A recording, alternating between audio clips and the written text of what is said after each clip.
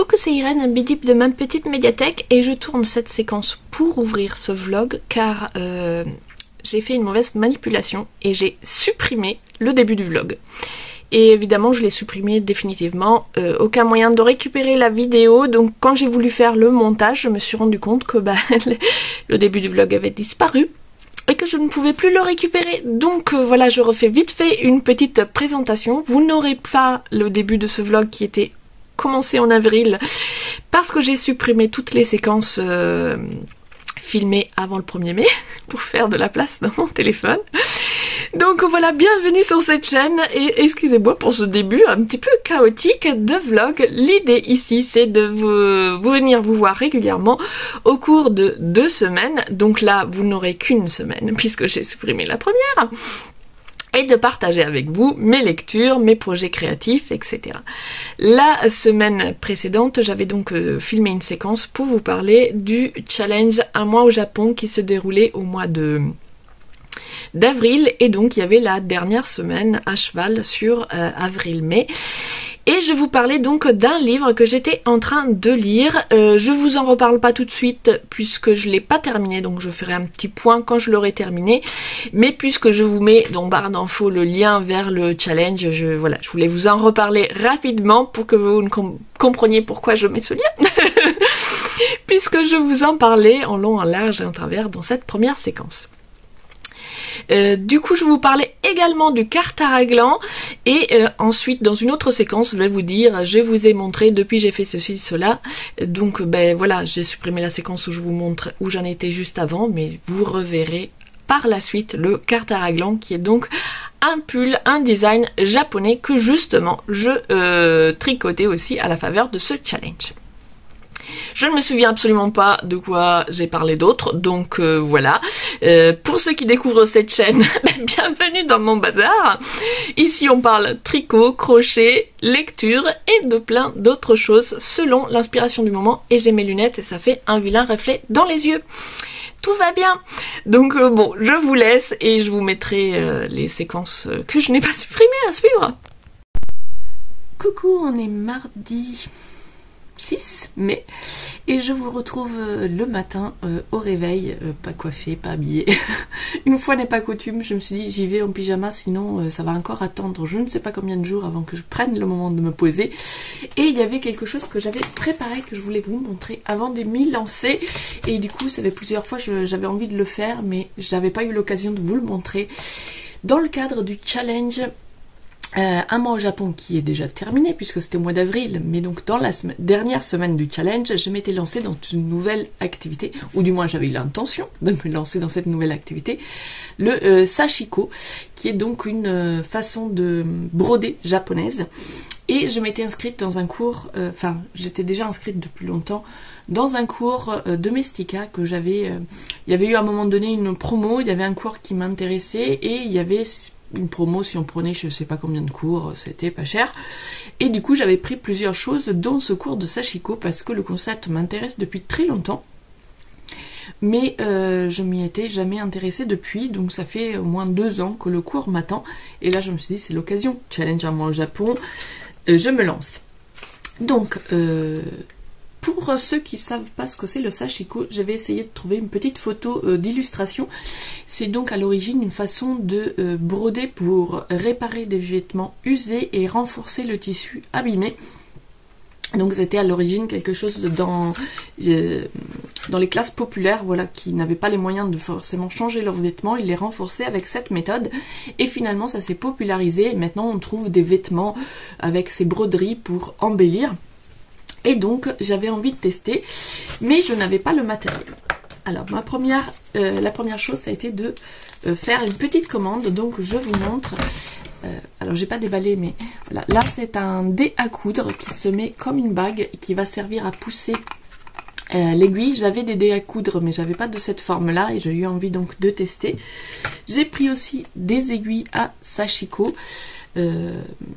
Finalement quand je les ai sous les yeux, je me suis dit bon je vais m'équiper, je vais prendre des aiguilles spéciales pour sashiko. Quand je les ai sous les yeux je me dis qu'on aurait pu utiliser des aiguilles un peu épaisses. Je dois forcément avoir des des aiguilles à couture qui auraient fait l'affaire. Et je me suis aussi acheté cette règle qui est une règle à... comment ça s'appelle? À patchwork. Mais du coup je me suis dit comme ça parce que j'ai aussi envie de me lancer dans le patchwork depuis très très longtemps. J'ai même fait une petite caisse avec toutes les chutes de tissu que j'ai envie d'utiliser. Mais j'arrête pas de procrastiner. Donc là je me suis dit j'achète une règle qui va me servir à tracer mes diagrammes pour le sashiko, mais qui pourra aussi me servir pour faire le patchwork. Donc voilà, il y a des mesures dans ce sens, il y a du quadrillage dans tous les sens. Du coup ça va être beaucoup plus pratique. Ensuite, pour le reste, j'ai fait avec ce que j'avais. Donc j'ai un crayon, ça c'est des crayons pour marquer les tissus quand on fait de la couture qui partent au lavage. J'ai pris dans du fil qui n'est pas pour le coup du fil à sashiko, mais du fil à broderie que j'avais dans mon stock. J'avais récupéré un gros stock de fil DMC de ma grand-mère. Et du coup, voilà, j'ai choisi cette couleur. Je ne sais pas si vous allez bien la voir, mais c'est une sorte de prune, on va dire. Et dans les chutes, j'ai une caisse pleine de tissus, chutes de tissus, etc. Pareil, une partie récupérée chez ma grand-mère, une partie chez ma mère. Et aussi, des fois, par exemple, ça c'était un vieux jean abîmé qui allait plus et que du coup on jetait. Et du coup j'ai récupéré des bandes de tissu pour pouvoir justement s'entraîner, faire des... soit s'entraîner à la couture, soit faire des petits objets, faire des patchwork, etc. Donc voilà, parmi toutes les chutes de tissu, j'ai trouvé cette chute de jean et je me suis dit que ça serait parfait pour m'entraîner au sashiko, puisqu'à terme, ce que je voudrais faire avec le sashiko, c'est pouvoir justement rapiécer des jeans. Donc comme cette pièce, elle fait cette taille-là, je me suis dit que ça pouvait être sympa de faire un petit sac, quelque chose comme ça. Donc je pourrais broder, après voilà il va falloir que je fasse une couture sur le côté avec une sangle, etc. Mais je me suis dit ça pourrait faire une petite sacoche, un petit sac à livres, un petit sac pour se balader, porter juste son portefeuille et son téléphone, je sais pas trop encore, mais en tout cas ça s'y prête bien la forme. Et en fouillant dans mes affaires, j'ai trouvé ça. C'est un... je sais plus comment ça s'appelle, les patchs qu'on met sur les vêtements et qui se... thermocollants. Alors moi d'habitude je les couds quand même par sécurité, mais en tout cas on peut le fixer juste avec le fer à repasser. Et j'en avais acheté plusieurs quand mes enfants étaient petits. Quand un de leurs vêtements avait un petit trou ou quoi, j'avais l'habitude de leur mettre des petits patchs comme ça. Et je me suis dit qu'une petite Hello Kitty ça irait très bien en plus avec cette couleur là. Et ça pourrait faire un petit clin d'œil pop avec la culture traditionnelle du sashiko, le petit clin d'œil pop. Et voilà, donc je pense que je vais me faire un petit sac, soit un petit sac à livres, mais alors ça va être un tout petit sac à livres, c'est-à-dire les livres de poche, soit plutôt une petite sacoche. Donc voilà, ça c'est le projet. Je voulais vous montrer sans rien, vierge, avant de me lancer, comme ça je peux vous montrer les différentes étapes, puisque la prochaine étape sera de tracer les lignes pour pouvoir faire la broderie, et je vais faire pas à pas en suivant bien le cours, comme ça voilà.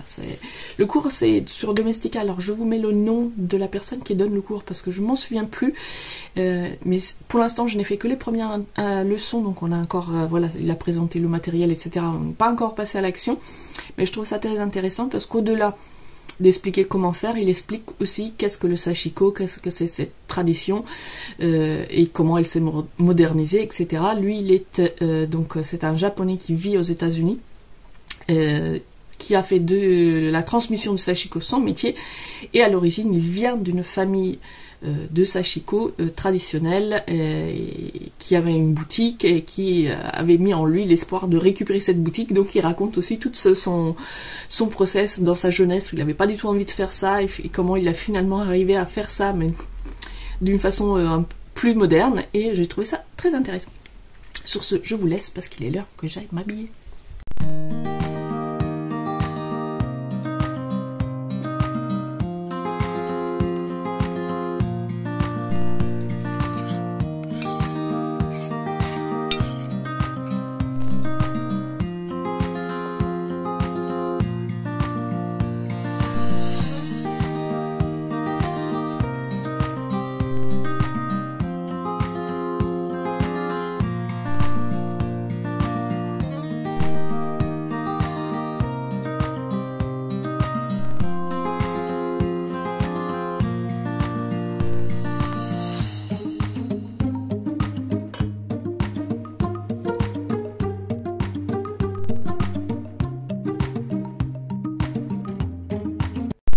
Coucou, nous sommes mercredi 7 mai et je viens vous voir pour vous montrer un petit peu mes progrès et vous parler de quelques lectures. J'essaye de faire vite. Tout d'abord, je voulais vous parler de carnet puisque j'ai terminé celui-ci. C'est un bullet journal, agenda, comment on appelle ça? Mince. Il y a un autre terme, enfin c'est un carnet à tout. Puisque j'y mets aussi un peu de tout. Alors la dernière fois je vous ai parlé de mes carnets, j'avais un agenda. Alors j'avais trouvé un agenda perpétuel que j'avais acheté parce que je le trouvais très joli. Et en fait c'était comme un bullet journal mais pré-rempli. Donc il y avait juste à mettre les dates. Et il est perpétuel dans la mesure où les dates sont pas fixes. Donc c'est à nous de faire le mois, enfin noter le petit calendrier du mois. Et puis il y avait un semanier, il fallait mettre les jours, etc. Et du coup je l'avais acheté et j'ai utilisé là pendant quelques mois. Je sais plus quand est-ce que j'ai commencé. Bon bref. Et je trouvais ça pas mal d'avoir voilà un petit carnet et garder celui-là pour les choses un petit peu plus personnelles où je mettais des réflexions, des recherches, des choses comme ça que je gardais à la maison. Et dans mon sac que j'amenais que mon agenda et où je notais mes rendez-vous mais aussi mes lectures, les podcasts que j'avais regardés, etc. Finalement, j'ai arrêté d'utiliser l'agenda parce que je reste finalement team un carnet pour tout et du coup j'ai décidé de revenir à la façon bullet journal, c'est-à-dire que mon agenda et mon carnet à tout seront dans le même cahier. Par contre je vais pas du tout me prendre la tête pour faire des jolies présentations, des dessins, voilà, ça va pas être un bullet journal artistique avec des mood boards et des choses comme ça, pas du tout. Mais je vais mettre quand même une page calendrier avec le mois, les dates des rendez-vous importants. Après, pour mes rendez-vous, moi j'utilise surtout mon téléphone. Donc c'est plus pour avoir une vision globale, on va dire, de mon mois avec les moments marquants qu'il faut pas que j'oublie. Mais après, je vais pas me faire de semanier parce que finalement, je m'en servais pas vraiment. J'ai pas, voilà, ma vie professionnelle je veux dire, elle est réglée. J'ai pas des rendez-vous. Dans ma vie personnelle, c'est pareil. Bon, voilà, je vais avoir 4-5 rendez-vous dans le mois qui sont sur mon téléphone. J'ai pas besoin d'avoir un agenda comme pourraient avoir par exemple des gens qui sont en profession libérale, qu'il faut qu'ils marquent tous leurs rendez-vous, etc. Donc le fait d'avoir un espace par jour à remplir, même dans un bullet journal, ça me sert pas vraiment. Après peut-être que je me ferai à des moments donnés des to-do list ou des choses comme ça si besoin, mais voilà, je le ferai au fur et à mesure si besoin. Et je vais revenir à un mode un carnet unique. Donc celui-ci je l'ai terminé, il m'a fait 4 mois. Je vous avais parlé c'est un Stationery Island. Je vous ai parlé de ce carnet parce que c'était un carnet que je trouvais pas cher et pas mal au niveau de qualité-prix, dans la mesure où le papier est pointillé, de couleur beige. Je regarde si j'ai des pages vierges, puisque comme c'est un carnet très personnel, je ne veux pas forcément vous montrer l'intérieur, mais voilà. Donc le papier est beige avec des petits points assez clairs et en fait ça c'est parfait pour moi parce que les lignes, les carreaux ou les points trop foncés, ça fait trop de pollution visuelle pour moi, je suis pas à l'aise. Et donc celui-ci me convenait bien et il est beaucoup moins cher que le dont tout le monde parle et du coup je trouvais que voilà c'était une bonne alternative et je vous en ai parlé. Ceux que j'ai utilisés avant, ils avaient plutôt bien résisté, par contre celui-ci, je ne sais pas si c'est eux qui ont changé la qualité de leur revêtement ou si c'est moi qui l'ai plus tremballé ou quoi. Pourtant je l'ai moins tremballé que d'habitude. Par contre c'est vrai je l'ai peut-être pas protégé alors que d'habitude je les mets dans une pochette à livres. Donc il a quand même bien souffert la couverture. Après, bon je m'en fous hein. Donc dans ce carnet j'y ai mis aussi pas mal de souvenirs. J'y note quand je pars, quand je vais voir des expos, que je vais dans des festivals, des choses comme ça, je colle et je note ce que j'ai fait. Là par exemple nous sommes partis en balade, donc j'ai gardé le plan de ce qu'on avait visité, j'ai noté des choses, j'imprime des fois des photos de ce qu'on a visité et je les mets dessus. Et puis il me sert aussi pour la réflexion personnelle, de l'introspection, faire des to-do list, faire des tirages de tarot, enfin voilà, je mets un petit peu tout. Et du coup j'en commence un autre. Et pourquoi je vous en parle? Parce que celui-ci, ce n'est pas un Stationery Island. j'ai trouvé, en flânant, en cherchant en fait à m'en acheter d'autres sur Amazon, j'ai trouvé celui-ci qui était un petit peu moins cher et dont on était sur le même style de carnet, même nombre de pages, etc. On est sur le même principe, page beige avec point très clair. Il a celui-ci, contrairement là, vous voyez, j'ai dû acheter ça peut s'acheter à part et après on les colle, donc j'en avais acheté un petit lot. Et parce qu'il n'est pas prévu. Ici, ils sont prévus. Donc, il a un porte-stylo, un élastique pour fermer, c'est pratique parce que comme vous pouvez le voir, moi, je mets beaucoup de choses dedans, donc c'est bien que je puisse le fermer. Et il a 2 marque-pages intégrés. Donc, et il a aussi une pochette pour mettre des stickers ou d'autres choses, si on veut. Donc, j'ai trouvé qu'il était plutôt pas mal et pas cher. Donc, si ça vous intéresse, je vous mets le lien. C'est des liens sponsorisés Amazon qui sont en barre d'infos. Bien sûr, c'est aucune obligation. Moi, je vous parle des produits que j'aime et après, vous faites et vous les achetez où vous voulez, bien entendu. Donc, pour l'instant, je viens juste de le commencer. J'ai l'impression que l'encre passe un petit peu plus à travers celui-ci plutôt que celui-là, mais ça reste, voilà, moi j'utilise, par contre mon stylo préféré c'est celui-là. Là je vous mets pas le lien parce que ce sont des stylos que j'achète chez Carrefour, je crois que c'est la marque Carrefour. Et c'est des pointes comme ça. Il en existe de marques, de même de ce type de stylo, c'est fin 05, sauf que moi, de tous ceux que j'ai testés, c'est la marque Carrefour que je préfère. Donc voilà, mes stylos, ça vient de Carrefour. Et je ne sais pas si je vais pouvoir vous montrer l'envers d'une page. Ça reste, voilà. Là, j'ai écrit. Finalement, ça va. Au début, j'avais eu peur, mais parce que j'avais utilisé un feutre. Ou alors, j'avais appuyé un peu plus fort. Et du coup, j'ai eu un peu peur. Et puis finalement, si j'écris un peu normalement, on voit à travers, mais ça reste raisonnable. Peut-être un tout petit peu plus que sur celui-ci, mais c'est pas sûr parce que on voyait un petit peu à travers quand même. Donc voilà pour ce carnet. Et si je l'ai sorti, c'est aussi parce que je me suis noté des petites choses dont je voulais vous parler. Parce que je voulais vous parler un petit peu des podcasts que j'ai regardés. Évidemment, je ne les ai pas tous écrits. Donc, je vais y aller de mémoire. J'ai écrit celui que j'ai découvert parce que je suis beaucoup de podcasts de tricot. Je vous en parle très régulièrement. Quelques podcasts crochet, mais c'est plus rare. On trouve beaucoup de tutos sur YouTube pour apprendre à faire du crochet. Je vous avais déjà parlé, par exemple, de Lydia Crochet Tricot. Car c'est avec elle que j'ai appris à faire du crochet en suivant ses tutos en vidéo, qui sont très bien. Par contre, moi, je cherchais à avoir un petit peu comme pour le tricot, des podcasts, des vlogs, des choses comme ça. Et du coup, j'ai fait une petite recherche et je suis tombée sur Virginie, dont je vous mets le lien de sa chaîne en barre d'infos. Je la découvre à peine, donc je n'ai vu que 2 vidéos, mais j'ai bien aimé les 2 vidéos que j'ai regardées où elle faisait des vlogs dans le but de finir des projets qui étaient en attente depuis longtemps. Et j'ai trouvé ça très sympa et du coup on voit, voilà, on la suit sur ses projets pour qu'elle se motive à les terminer. Et c'est donc une jeune femme qui fait du crochet. Et j'ai vu aussi sur sa chaîne quelques tutos, voilà, pour l'instant je n'ai vu que 2 vidéos, mais je les ai trouvées très sympas et donc je vous en parle. Sinon j'ai regardé les habituels, j'ai regardé Woolly Melly, j'ai regardé les carnets de Ketos qui fait un vlog mensuel. Excusez-moi, on a été interrompu, je n'avais plus de place sur mon téléphone, donc ça a arrêté de filmer.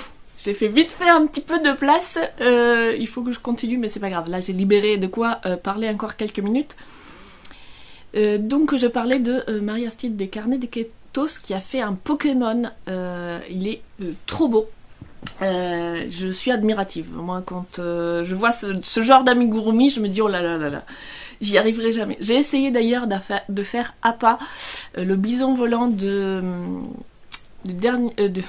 Avatar, le dernier maître de l'air. Et il ressemble à rien. Je l'ai jamais terminé parce que les pièces, je me retrouve avec une tête qui va pas avec le corps. Bref. Et donc voilà, j'étais admirative de son Pokémon. J'ai également regardé Lolipelote qui fait des vlogs journaliers en ce mois de mai. En mai, fais ce qu'il te plaît. je crois, ou je fais ce qu'il me plaît, moi je ne sais pas, un truc comme ça. J'ai vu qu'il y en avait d'autres qui faisaient des vlogs journaliers en ce mois de mai, mais pour l'instant je n'ai regardé que ceux de Julie de Lolipélote. Et j'enchaîne avec Julie, puisque dans une de ses vidéos, elle parlait d'un cal qu'elle propose pour le mois de mai. Et ça m'a fait rire parce que le mois dernier, j'étais tombée sur un cal organisé par Christelle de Démaillez-moi, et je vous avais dit, j'ai un projet, je viens de commencer un projet qui tombe pile poil dans son cal, donc je vous le remontre parce que j'ai avancé. Et donc, Christelle de Démaillez-moi organise un cal tricoter ses restes. Moi, avant de découvrir le cal, je venais de commencer, dans l'idée de tricoter mes restes, un gilet avec tous mes restes de Amigo que j'avais mis dans ce joli panier. Et je vous l'avais déjà montré, j'ai bien avancé, j'avais mis un anneau marqueur, un Progress Keeper plutôt. Pourquoi je l'ai mis à l'envers? Bref, je vous le montre, c'est un petit panda, je le trouve trop mignon. Et donc j'en étais là la dernière fois que je vous l'ai montré, je venais tout juste de joindre en rond je crois. Et donc j'ai bien avancé, j'ai fait tout ça, je le tricote donc avec du Amigo de chez Hobby, c'est du fil 100% acrylique.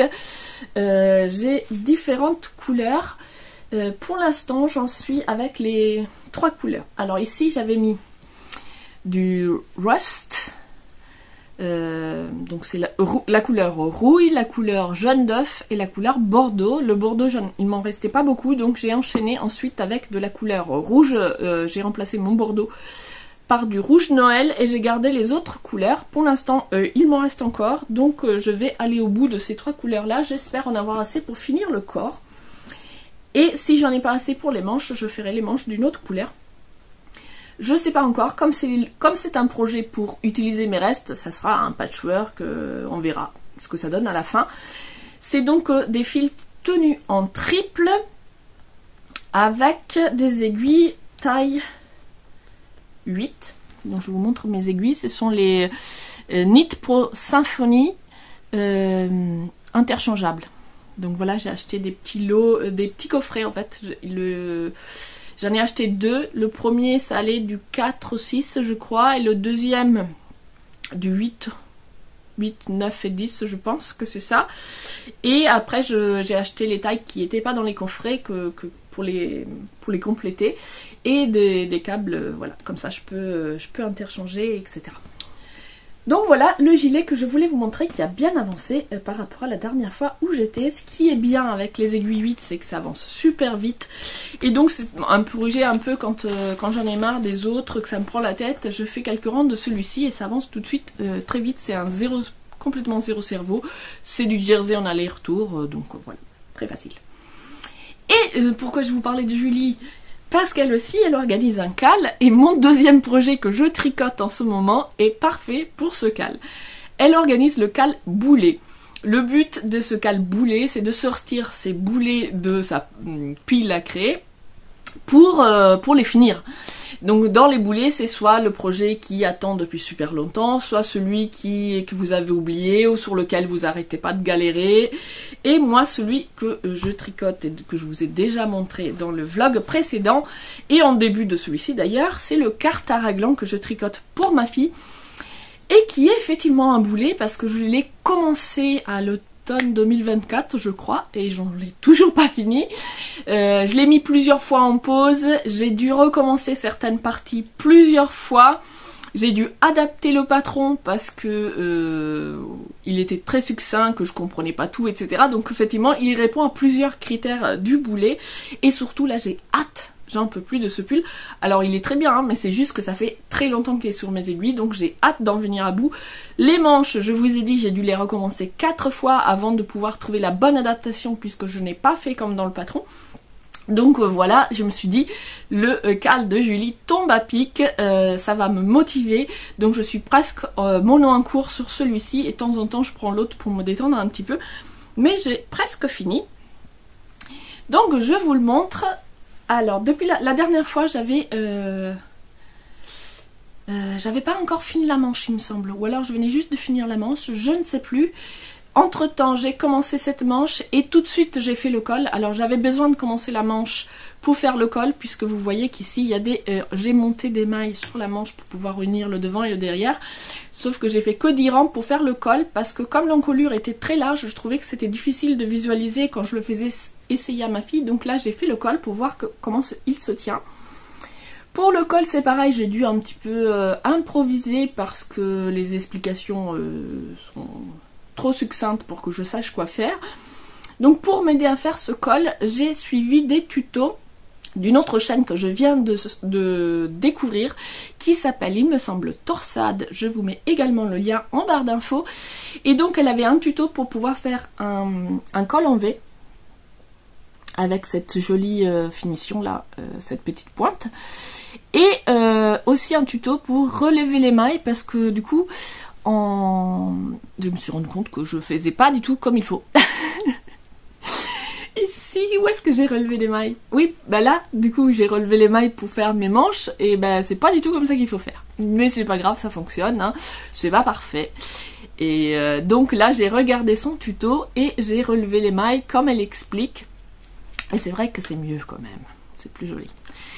Donc voilà, le col est fait, et la deuxième manche est en cours. Donc mon objectif là, c'est, j'essaye de me motiver à le faire un max, pour le terminer pour la mi-mai. Enfin la mi-mai, ça serait bien que je le termine cette semaine. Mais je me dis, tu te mets pas trop la pression non plus, hein, parce que voilà, ça reste des loisirs. Donc je me dis, si tu l'as fini pour la mi-mai, c'est bien. Et comme ça, l'idée serait de sortir avant la fin mai un autre boulet que j'ai dans mes encours, qui est un projet qui est en pause depuis plus d'1 an. Et à chaque fois, je me dis, ah, il faut que je le ressorte, que je le termine. Je suis sûre qu'il va être super beau une fois terminé. Mais c'est un projet qui demande beaucoup de concentration, qui a une construction que je ne connais pas du tout, qu'il faut que je suive les vidéos pas à pas, etc. Parce que c'est un pull au crochet qui se fait à plat, qui se fait avec des rangs raccourcis dans le motif, etc. Donc voilà, ça demande beaucoup de concentration. Donc à chaque fois, j'ai un peu la flemme et je l'oublie. Donc là je me suis dit, allez, on profite du challenge de Julie pour ressortir ce projet. Donc voilà, objectif, finir le plus rapidement possible ce cartag raglan pour sortir le deuxième boulet de ma pile à faire. Autre projet dont je vous ai parlé rapidement hier, il me semble, ou je sais plus, oui je crois que c'était hier, c'était le sashiko, et je m'étais mis comme objectif de... C'est le chat qui joue avec le pull, c'est pas une bonne idée. Comme objectif de faire au moins les tracés. Dis bonjour. Coucou. C'est Hera qui évidemment vient tripatouiller dans mes paniers et mes sacs à projet. Donc l'objectif pour le sashiko pour cette semaine, c'était de au moins faire le dessin sur le tissu pour pouvoir commencer la broderie. Donc là j'ai fait... si j'y pense, je vous mettrai les noms des 2 types de dessins que j'ai tracés. J'ai suivi donc c'est le cours de chez Domestika, j'ai suivi ce qu'il dit dans les vidéos. Donc là c'est un quadrillage tout simple, et ici c'est beaucoup plus complexe. Alors je les ai fait un bout et l'autre, je sais pas du tout encore qu'est-ce que je vais faire de ça, hein. Peut-être rien, mais en tout cas voilà, j'ai fait un bout à l'autre. Celui-ci est plus complexe comme dessin, et j'avoue que pendant que j'étais en train de le faire, je voyais pas trop où j'allais, mais finalement ça va, ça correspond. Par rapport à ces explications, j'ai fait ces petites barres un peu plus trop courtes, mais ça n'a pas d'incidence, ça change un petit peu le motif général, mais l'idée reste la même. En tout cas, j'ai hâte maintenant de commencer à broder. Voilà pour ce qui était des loisirs créatifs des carnets. Et maintenant je vous parle très très rapidement de cette lecture.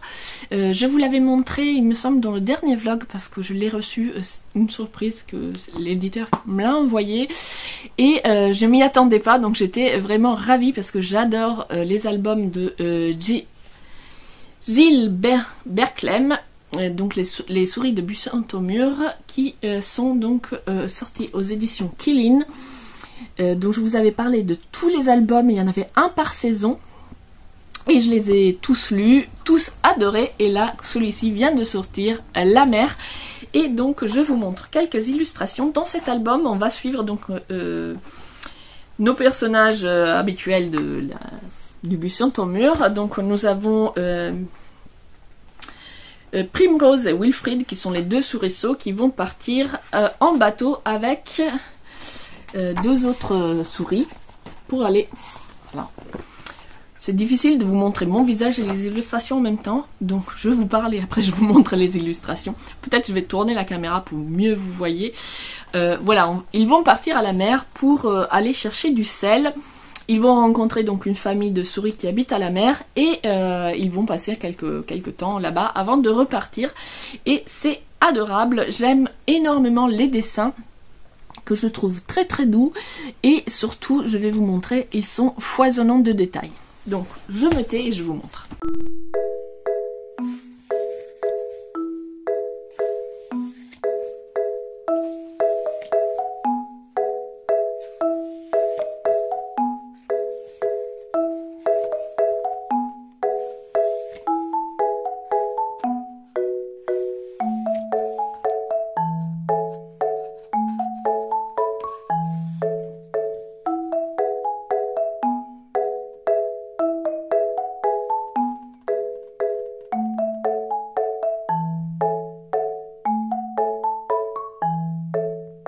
Vraiment, c'est tous ces petits détails dans les illustrations, surtout celles où on voit toutes les pièces, je trouve, voilà, moi ça me plaît beaucoup ce genre d'album. Et puis c'est une esthétique qui me rappelle des vieux albums, qui fait penser un peu à, comment c'est, Beatrix Potter. Vous voyez ce que je veux dire? En tout cas, une esthétique très british, un peu vintage, que j'aime beaucoup et qui me rappelle du coup les albums que je lisais quand j'étais enfant. Donc voilà pour ce que je voulais vous montrer aujourd'hui. Ça fait déjà un petit moment que je parle, donc je vous laisse pour aujourd'hui et je vous montrerai d'autres projets la prochaine fois. Coucou, nous sommes le dimanche, je ne sais plus combien, 11 mai, et je viens vous voir pour conclure ce vlog. Je pense le publier du coup que le lundi soir, comme ça me laissera le temps de faire tranquillement demain matin le montage. Et je me suis dit en réfléchissant à ça que finalement c'était pas mal. Je vais plutôt passer, pour combien de temps j'en sais rien, mais en tout cas dans les prochaines vidéos je les publierai plutôt le lundi soir, comme ça me laisse le temps le dimanche de faire une dernière séquence et de pouvoir faire le montage tranquillement dans le train le lundi matin. Donc aujourd'hui je viens vous voir rapidement, je voulais vous montrer un petit peu où j'en suis du coup de mon petit boulet. Je tricote très lentement finalement, hein. Le cartaraglan, j'ai pas été complètement mono en cours, j'avoue, au bout d'un moment j'en avais quand même un petit peu marre. Donc j'ai presque fini, mais pas encore. Donc voilà. La manche, là vous voyez j'ai mis des marqueurs, à chaque fois j'ai fait une diminution, je crois j'en ai une douzaine là, et il faut que je le fasse 15 fois en tout avant de faire... pour la fin de la manche, j'ai fait 2 rangs de diminution intensive et après les côtes. Donc j'ai pas tout à fait fini, il y a encore, je pense que j'en ai encore pour 2-3 jours, mais on y est pour bientôt. Il se fait en 3-5, donc voilà, j'avance pas très vite. Le fil rouge, il m'en restera du coup pas beaucoup, c'est tout ce qui me reste. Mais il m'en restera quand même un petit peu, et comme dans la même pelote, donc je sais plus si je l'ai dit au début de ce vlog, c'est là... c'était ce qui s'appelait Everyday, mais le nom, la marque, enfin ce fil a changé de nom. Je me souviens plus exactement comme il existe toujours. C'est les Mega Balls de chez Hobby, mais c'est plus de Everyday, c'est un autre nom, Simply Day ou un truc dans le genre. Et il me reste du gris, et du coup je me suis dit qu'avec les restes du gris du gilet que j'avais fait, que j'ai terminé la semaine dernière. Au crochet et celui-ci que j'ai fait au tricot, je vais mélanger les deux fils pour faire un projet commun et je pense faire une marinière. Je ne sais pas si j'en ai assez, donc je ne sais pas, peut-être si j'en ai assez faire une petite marinière au tricot, et si j'en ai pas assez, je ne sais pas, peut-être un slip-over, je ne sais pas, mais j'aimerais bien utiliser les deux restes de ce fil là pour faire un projet commun, mais ça sera pas tout de suite. Dans les projets à suivre, je vous ai sorti ce sac là aussi. D'ailleurs j'en profite pour vous montrer mon joli sac. L'ombre de Shanghai, c'est une bande dessinée jeunesse avec cette jeune femme qui a des super pouvoirs et qui joue les super-héroïnes la nuit. Et dedans, j'avais un projet qui était en dormance depuis l'été dernier et que j'ai ressorti parce que j'ai dû décrocheter. Donc, je l'avais ressorti à un moment donné en me disant j'en avais marre de tricoter, je vais faire un petit peu quelques rangs de crochets pour me changer un peu. Et du coup, j'avais ressorti ce projet parce qu'il ne me manquait pas grand chose pour le terminer. J'ai juste une bande ici de côtes à faire. Sauf que en reprenant, je me suis rendu compte que le début des côtes, je ne l'avais pas bien fait. Du coup, j'ai décidé de tout défaire. Donc, j'avais déjà une bande, je sais pas, grosse comme ça de côtes et j'ai tout défait. Donc là, je suis revenue en arrière. Je n'ai que ça. Mais au moins, comme ça, les côtes, elles seront bien. C'est donc un petit projet, je vous montre. C'est un top, un crop, comme vous pouvez le voir, sans manches. Je n'ai pas suivi de modèle, c'est une création personnelle. C'est ma fille qui m'avait demandé l'année dernière de lui faire un top sans manches. Donc je suis partie sur ça, c'est de l'impro. J'espère que ça va fonctionner. Mais en tout cas, il n'y a pas du tout de modèle préécrit. Je l'ai fait au fur et à mesure. Et je fais ça avec toujours des fils de chez Hobby. Mais celui-ci, c'est le... Pas du tout. C'est pas la bonne étiquette. Qu'est-ce qu'elle fait là? C'est le Friend Wheel. On est sur du 55% coton, 45% acrylique, 100 grammes pour 400 mètres. Et je le crochette avec un crochet. Encore un projet qui avance pas vite. J'aime bien les choses fines avec des crochets fins, avec des aiguilles fines. Mais du coup, là je suis en 2,5. Donc autant vous dire que rien que ça a pris énormément de temps. Voilà, là je fais les côtes. C'est juste la finition, mais ça va prendre encore quelques heures de travail. En tout cas, je l'ai ressorti. Au départ, quand je vous parlais, donc je crois que c'est la dernière séquence que Julie de Lolipelote avait sorti le cale-boulet. Je voulais finir ça et comment reprendre un autre en cours qui est en attente depuis super longtemps au crochet. C'est pas du tout à celui-ci que je pensais, mais finalement je pense que mon prochain boulet à finir ça va être celui-là parce qu'il y a juste cette bande de côte à faire et c'est fini, les fils à rentrer et c'est fini. Et donc je me dis autant se concentrer sur quelque chose comme ça qui est presque fini parce que le projet auquel je pensais initialement, il est loin d'être fini puisque c'est un pull qui se tricote à plat, j'ai le dos, je suis à la moitié du devant, mais j'ai encore du coup la moitié du devant à faire et les 2 manches. Donc je pense que celui-ci, il est plus rapidement terminé que le pull. Surtout celui-là, c'est en taille S. Et le pull, il est en taille L. Et du coup, j'ai réfléchi pas mal aussi sur les prochains projets, puisque je suis au bout de... Je voulais ranger l'étiquette, mais je ferai plus tard.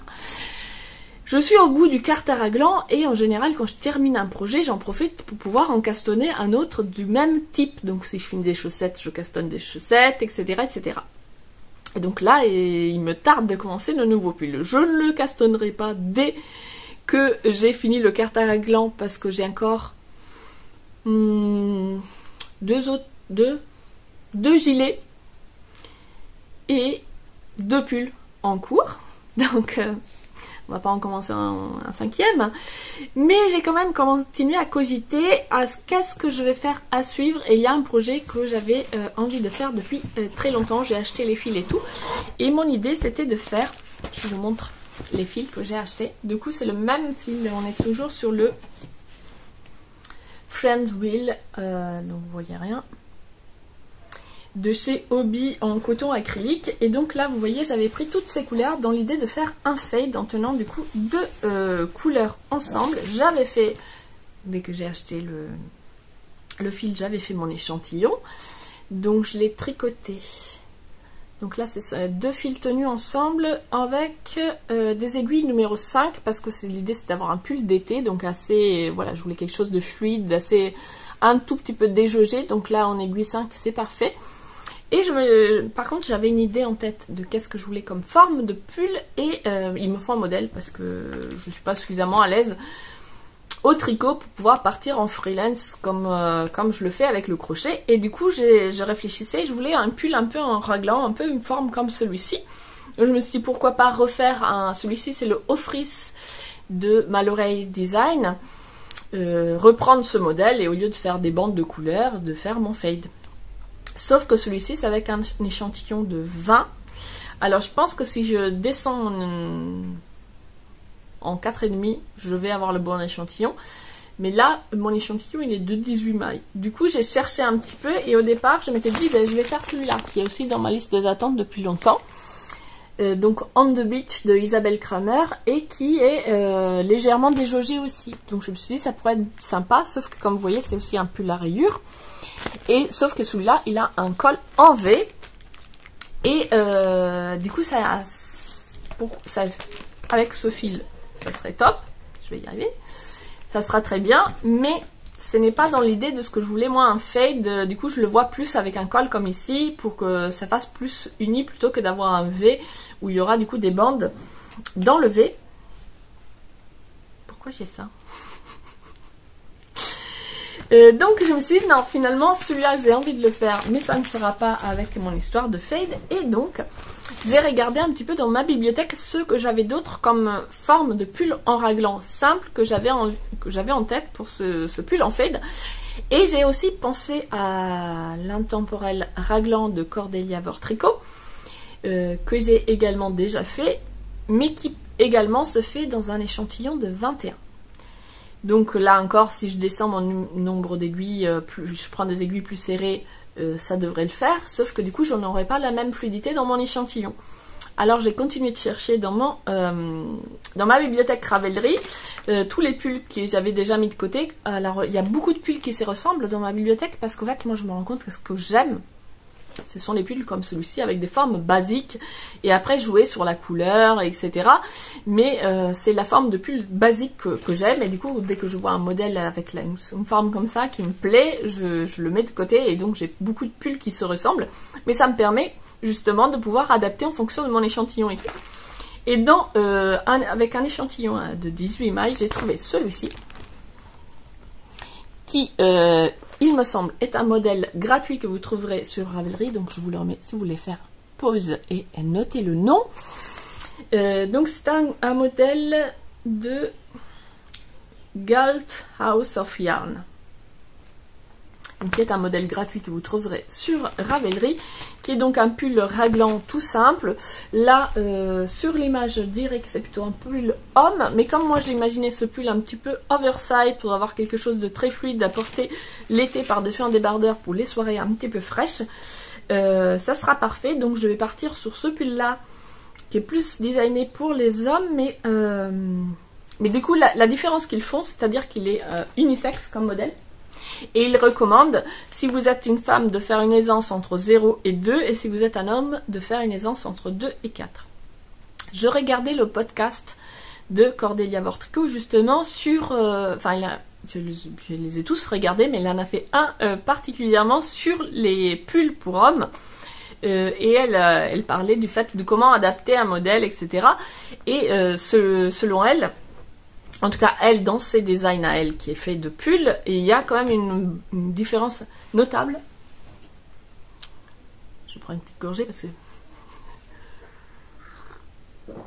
Petit clin d'œil à Christelle de Rêver sa vie en couleur, c'est de la ricorée. Mais alors je blasphème, j'ai fait ça avec de l'eau. J'avais la flemme de chauffer du lait. Mais moi, avec l'eau, j'aime bien aussi. C'est vrai, c'est moins gourmand.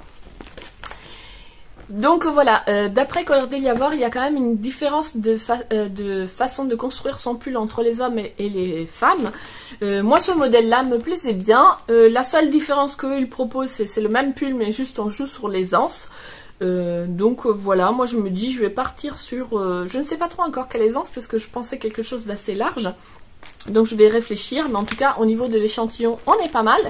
Et du coup, ça fera un pull tout simple, et on pourra vraiment jouer que sur la couleur. Faut que je regarde au niveau des quantités de fils parce que du coup j'ai pioché dans le stock pour faire d'autres choses en attendant, mais j'espère avoir quand même assez pour pouvoir me faire ce pull là et ça serait mon projet pull de l'été pour avoir quelque chose de plus léger.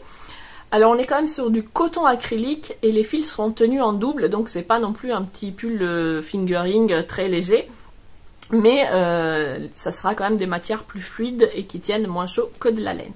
Je voulais aussi revenir sur celui-ci parce que justement quand dans ma réflexion je me suis dit mais je vais reprendre l'échantillon de celui-là parce que ça me semble être le bon échantillon. Et effectivement quand j'ai mesuré l'échantillon sur mon pull, donc le frizz il se fait normalement avec un fil fingering et du mohair. Quand j'ai acheté ce patron, j'avais envie de faire en déca, un pull en déca, et de faire des rayures unies. J'avais pas du tout envie de faire un mélange de laine parce que je venais juste de terminer un pull fingering mohair. Et donc voilà, j'avais pas envie de refaire tout de suite après un autre pull dans ce de mélange. Et du coup, je me suis dit, je vais le faire directement en déca. Et j'avais pris de la Charisma de chez Drops. Et je n'ai déjà... Ça fait un moment que je l'ai celui-ci. Je le porte beaucoup. Et d'ailleurs, je le porte beaucoup. Donc ça bouloche un tout petit peu là. Mais franchement, c'est un pull que... Bon, alors moi, comme c'est de la laine, je le lave pas tous les jours. Hein, je le aère régulièrement. Enfin, il est aéré en permanence puisque je l'accroche sur un cintre en fait. Et je ne les range qu'à la fin de la saison quand je vais les laver. Et je vais le ranger dans le placard pour y passer l'été. Mais sinon, je le laisse toujours aéré. Et du coup, je ne l'ai pas lavé souvent, mais par contre, je le porte souvent. Et je le trouve un petit peu trop grand. Du coup, quand je l'ai fait, j'étais très contente du processus et tout. Je l'ai porté et je me suis dit, par rapport à le modèle tel qu'on le voit, en tout cas sur les photos, et par rapport à ce que j'avais imaginé, je le trouvais beaucoup trop grand. Donc je me suis dit, j'ai dû me tromper dans les manches, elles sont très longues. C'est possible parce que j'avais fait une petite adaptation, donc je me suis dit, ça se trouve, voilà, j'ai fait des rangs en plus, et du coup c'est normal que mes manches soient un peu trop longues, mais quand même, au niveau d'ici, c'est pareil. Après, c'est vrai que quand on hésite entre deux tailles, j'ai toujours tendance à prendre la taille supérieure en me disant, par exemple, moi je fais 110 et des fois il y a 105 ou 115. Du coup je vais prendre 115 en me disant, si je prends 105, ça sera trop serré. Sauf que des fois, c'est un peu délicat et du coup je me suis dit, bon, peut-être que j'ai été trop dans la taille large, etc. Et au fait, quand j'ai recompté mon échantillon, je me suis rendu compte que c'est un problème d'échantillon. Sans doute que ma tension est plus détendue, je ne sais pas, mais en tout cas sur mon pull fini maintenant que je l'ai déjà porté pas mal, mon échantillon est de 18 alors que sur le patron l'échantillon doit être de 20, ce qui fait que c'est normal qu'en fait le pull est trop large. C'est tout simplement mon échantillon qui est pas bon. J'aurais dû réduire les tailles d'aiguilles pour avoir le bon échantillon et du coup avoir un pull plus près du corps. Au début, quand je l'ai fait, j'étais un petit peu déçue parce que c'est quand même 70 heures de travail et c'est pas ce que j'avais imaginé, mais au final, je suis très contente. C'est probablement un des pulls que je porte le plus parce que du coup, comme il est trop large, je le porte à la maison. Et là, vous voyez, en dessous, j'ai un sweat en fait. Vous me direz au mois de mai, mais ouais, mais c'est que chez moi au rez-de-chaussée, il fait très frais. Et du coup c'est ça, à cette saison par exemple, je vais avoir un petit sweat très léger en coton ou quelque chose, voilà, un t-shirt à manches longues par exemple. Et puis à la maison, si je me pose sur le canapé ou le soir quand il commence à faire nuit, je rajoute ce pull là. Et du coup, ou le matin quand je me lève, hop, par-dessus mon pyjama, c'est devenu mon pull de maison. Et en fait je l'adore, je le porte pratiquement tous les jours. Le soir, quand je rentre à la maison après le travail, hop, j'ai l'habitude de me changer, de mettre des vêtements un petit peu plus cosy. Et du coup, si j'ai froid, je rajoute ce pull qui est un petit peu trop large. Donc je pense que je vais me le refaire en version plus près du corps pour le travail, pour pouvoir sortir avec, qui était ma première intention. Mais au final, ma déception s'est transformée en joie dans la mesure où c'est parce qu'il est un petit peu trop grand que je le porte si souvent puisqu'il me sert de pull doudou à la maison. Voilà pour la petite digression. Et en faisant toutes ces recherches, puis j'essaye aussi de tricoter un maximum des fils que j'ai en stock avant de me lancer dans des nouveaux achats. Et du coup je réfléchis un peu, par exemple là j'ai 4 pelotes d'un fil que j'avais acheté parce que je l'aimais bien mais il n'y avait que 4 pelotes disponibles. Et du coup je me suis dit, avec ce métrage là, qu'est-ce que je peux faire? Donc je suis en train de réfléchir et je me suis dit ça serait sympa peut-être de partager toutes ces réflexions avec vous sous forme de petits podcasts inspiration. Voilà, là j'ai par exemple, voilà, j'ai un fil, telle composition, j'ai 800 mètres. Quel type de projet je peux faire avec, j'ai sélectionné quelques modèles et de partager ça avec vous sous forme un petit peu podcast. Et j'ai eu d'autres idées aussi de vidéos que je pourrais faire et qui me plairait bien de tourner. Le tout, ça va être de trouver la motivation parce que j'ai l'envie. Après, ça demande un peu de temps, c'est-à-dire il faut que je me prépare, que je fasse la liste des choses que je vais vous montrer, que je me mette en condition, que je tourne, donc ça demande quand même du temps et tout, ça demande un petit peu de motivation. En tout cas, l'envie est là. Donc j'espère que ces idées vous plairont. Donc j'ai quelques idées de vidéos inspiration où je voudrais partager des modèles, des envies de tricot que j'ai et que je voudrais partager avec vous, et puis d'autres vidéos plus bilan, vous montrer par exemple tous les pulls au crochet que j'ai réalisés, tous les pulls au tricot, vous montrer les sacs, les foulards, etc. Faire comme ça plus des vidéos bilan pour vous montrer ce que j'ai fait, et quelques petits sujets comme ça que j'avais envie de faire sur des vidéos, je dirais pas des vidéos courtes parce que vous me connaissez, je parle, je m'arrête plus, une fois je suis lancée, mais voilà, sur des sujets un peu plus spécifiques par rapport aux vidéos vlog que je fais d'habitude. Dites-moi si ça vous intéresse, n'hésitez pas à me laisser des commentaires. Je reprends une petite gorgée. J'ai terminé le roman, je garde mon café avec moi, j'ai terminé enfin c'était pas un roman, c'était le recueil, Je mange bien, ne t'en fais pas. Je peux pas vous montrer le livre physiquement parce que je l'ai déjà empaqueté, parce que j'ai envie de l'offrir à une blog copine avec qui on partage donc les lectures d'un mois au Japon, et qui a lu un autre livre de cette même collection qu'il a aimé, et donc je me suis dit que j'allais lui offrir celui-ci dans l'espoir qu'elle soit plus à même de l'apprécier, ce type de littérature. Elle aime beaucoup plus ce type de littérature que moi. Moi, je regrette pas du tout d'avoir lu donc ce recueil, parce que ça m'a permis voilà, de sortir de ma zone de confort et de découvrir quelque chose de différent, mais j'avoue qu'effectivement, je reste toujours avec cette dernière histoire, comme dans les précédentes, je suis restée un petit peu... comment dire, je sais pas trop, en fait ça me parle pas, ça touche pas ma sensibilité, tout simplement. Voilà, c'est bien écrit, c'est agréable à lire, il n'y a pas de problème, mais je lis l'histoire en me disant, mais où est-ce qu'on veut en venir? Est-ce qu'on veut en venir quelque part? C'est quoi le but de l'histoire? Ça résonne pas avec ma sensibilité personnelle, je comprends pas l'intention de l'auteur, je comprends pas spécialement ce qu'il veut nous dire, je sais pas s'il y a quelque chose derrière, s'il y a un message, quelque chose, je ne comprends pas très bien. Et en fait je me faisais la réflexion, je vous avais dit dans un précédent épisode que peut-être j'étais pas sensible à la littérature japonaise, que peut-être j'étais pas sensible à la littérature contemporaine, et que je préférais la littérature de genre parce que il y a une histoire, il y a une intrigue, il y a quelque chose il y a une quête, ou alors il y a une enquête, mais en tout cas il y a quelque chose de très concret et qui me garde concentré, qui me garde en haleine en fait. Alors que dans la littérature contemporaine, on sait plus tranche de vie, sentiments, etc. Il y a pas de quête, il n'y a pas de but, il n'y a pas de direction dans laquelle les protagonistes vont. Du coup, ça me laisse plus, je sais pas trop où j'en suis moi-même en tant que lecteur. Mais aussi, entre-temps, je me suis fait aussi la réflexion, toutes ces 4 histoires, quelque part, parlent aussi d'amour. Et je crois que c'est pareil, à chaque fois que j'ai lu des histoires où le sujet c'est l'amour, parce que je suis en même temps en train de lire, d'écouter plutôt en audio-livre, La Marque des Anges, et là on est sur de la littérature de genre, puisqu'on est en fantasy. Par contre, je dirais, je sais pas parce que j'y connais pas trop en classification de livres, mais peut-être qu'on est carrément dans la romantaisie, c'est-à-dire que au début de l'histoire, il y avait tout le personnage, son univers, etc., qui était très centraux, mais dès lors qu'elle rencontre l'antagoniste masculin, ça tourne autour de l'amour, quoi. Et là, ils m'ont perdu, en fait. Parce que vraiment, j'ai carrément mis le livre en accéléré en disant, oui, mais c'est bon, tu le regardes, il te regarde, il y a de l'attention, tout ça, mais il n'y a pas une quête, il n'y a pas un truc à faire là, parce que moi je m'en fous que vous embrassiez ou pas, je veux de l'action en fait, et pas de l'action amoureuse.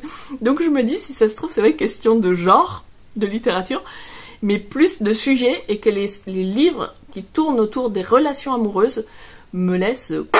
je comprends pas. Ça me parle pas du tout.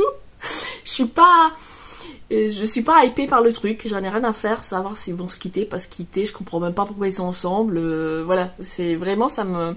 Et j'ai trouvé ce point commun entre cette dernière nouvelle du recueil où il est question de la relation amoureuse entre les 2 protagonistes, Et ce livre de fantasy avec des anges et des démons, etc., mais où il est aussi question de relations amoureuses plus que du reste finalement, et les deux me laissent un petit peu sur le côté de la route, où je suis le truc, mais je comprends pas trop où on m'amène et quel est l'intérêt de l'histoire. Donc voilà, peut-être qu'il faut que voilà, pas d'histoire romantique pour moi. Peut-être, est-ce qu'il y a des histoires de la littérature contemporaine dont le sujet serait absolument pas l'amour et les relations amoureuses et les divorces et les rencontres amoureuses et voilà. Si vous avez des bons romans, littérature contemporaine, où on n'a absolument pas d'histoire d'amour et qu'on s'en fout des histoires amoureuses des personnages, laissez-moi ça en commentaire, je suis curieuse de tester parce que je me dis si ça se trouve, ce que je n'aime pas dans la littérature contemporaine, c'est que ça tourne souvent, en tout cas dans ceux que j'ai eu l'occasion de lire, puisque j'en lis assez peu, je trouve que le couple, l'amour, le non-amour, enfin ça tourne toujours autour de ça, et moi ça me parle pas. Voilà, ça fait déjà une vingtaine de minutes que je blablate, donc je vais vous laisser là. J'espère que ce nouveau vlog vous aura plu malgré le troncage de toute une semaine. Laissez-moi un petit commentaire, abonnez-vous si ça n'est pas déjà fait. Il y a des choses que j'avais envie de partager avec vous et je me rends juste compte maintenant que j'en ai pas parlé, donc je vous donne rendez-vous dans 15 jours. Donc ça sera le lundi soir. Je ne sais pas si j'aurai le temps de faire mes petites vidéos entre temps pour qu'il y ait une vidéo par semaine, sinon c'est une fois tous les 15 jours. En tout cas, quand j'ai la disponibilité, je veux vraiment que ça reste un plaisir de partage et pas me sentir obligée, parce que c'est la date de sortie. Donc j'espère vous retrouver dans 15 jours. Je vous parlerai encore crochet, tricot et lecture. J'ai une nouvelle lecture qui m'attend là, mais je vous en parle du coup la prochaine fois.